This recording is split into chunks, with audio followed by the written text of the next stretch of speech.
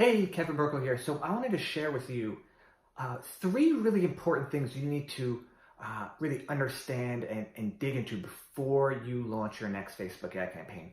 There is tremendous changes going on this platform. I'm sure you see it every day. I mean, it's in the news. But these three things are still holding really true to getting just better results for your campaigns.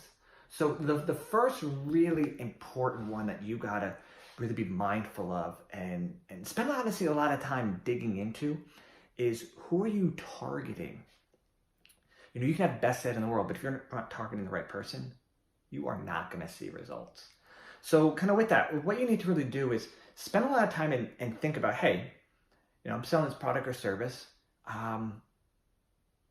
Who is this person that's going to buy it? Think about it. Maybe they buy a certain product, watch a certain TV show. Think deeply about it, and then go into Facebook and do some research and see if some of the existing stuff that's there matches up. And if it does, you know, you have a pretty good idea of your targeting. If you have an existing list of customers, what you want to do right off the bat is upload that into Facebook, create a custom audience of that, and then do a lookalike. Essentially what a lookalike is, if you are not aware, it's Facebook will match those people up, and then there'll be similarities between them, whatever it is. Facebook will find it, and then they'll go out to the population of the country you're targeting and find those people. That's why it's called a lookalike. Think of it almost like amplifying your customers or cloning them. It's a great way to get really great targeting. If you don't have access to that, or let's say you've tried lookalikes that haven't worked, another thing you want to try is it's called Oracle the Data Cloud. And this was actually a lot of the previous third-party data that was on the platform. Income, you know, in-market, homeowner, I mean, all that stuff was actually provided by Oracle. So it's still there. So actually, I went out and signed a contract with them. Something you could do as well, but there is a process to it.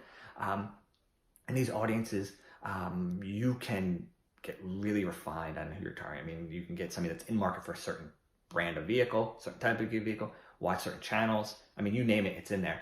But getting back kind of that targeting, you want to make sure that, you know, your targeting is on point and you're really thinking deeply about, hey, who are you going after and why? And then after that, once when you really have your targeting in line, you got to build an ad that really speaks to that person personally and their pain point. If you don't do it, they're not going to click. And again, you can have the best ad in the world, you know, by the best copywriter. You can spend thousands of dollars on this ad, but if you're targeting the wrong person, they're not going to click and they're not going to buy. So you got to make sure that, number one, you have really solid targeting in place. You understand who you're targeting. Number two, you have an ad that speaks to them, touches on their pain point, and really, you know, stands out in the newsfeed, because you are competing with people's attention. People have 2-second attention spans today. They just do. They're glued to their phones. So you gotta have something that really stands out. Typically, you know, videos work really well. You know, some eye-catching images can do really well for you. But after that, once you have kind of those two things aligned, you know, you got your targeting in place, you have great ads. The final piece is you got to make sure that where you're sending them to after they click that ad is a continuation of that ad. So send it to a landing page, make sure you touch upon what you're talking about, touching on those pain points. You know, there is big difference between traffic that comes from Google and traffic that comes from Facebook. And the big difference is that with Google traffic, that traffic, for the most part, they know about it, they want it now, that's why they're searching for it. While Facebook and Facebook's true scaling capabilities comes into where you understand what these people are interested in, what they want, and you just have to kind of sell them on it. A little bit more than with that Google, but your potential upside is so much bigger because the pool is so much bigger with Facebook. With Google, you're limited to people doing the searches, and plus the CPC rates are really, really expensive.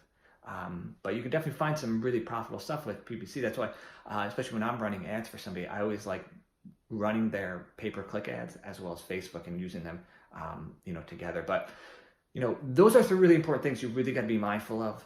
I hope the next time you build a campaign, you really dig deeply and you kind of work on these three things to make sure they all align. I mean, that's the only way you're going to get great results with Facebook ads. That's the way I've been able to get great results. And if you really spend the time, you'll start to see just better results by really digging deeply again into your targeting, the ad copy as a continuation of the targeting, and then finally that landing page. So hope this was helpful, and definitely use this next time you're running Facebook ads, and I'm sure you will definitely get great results.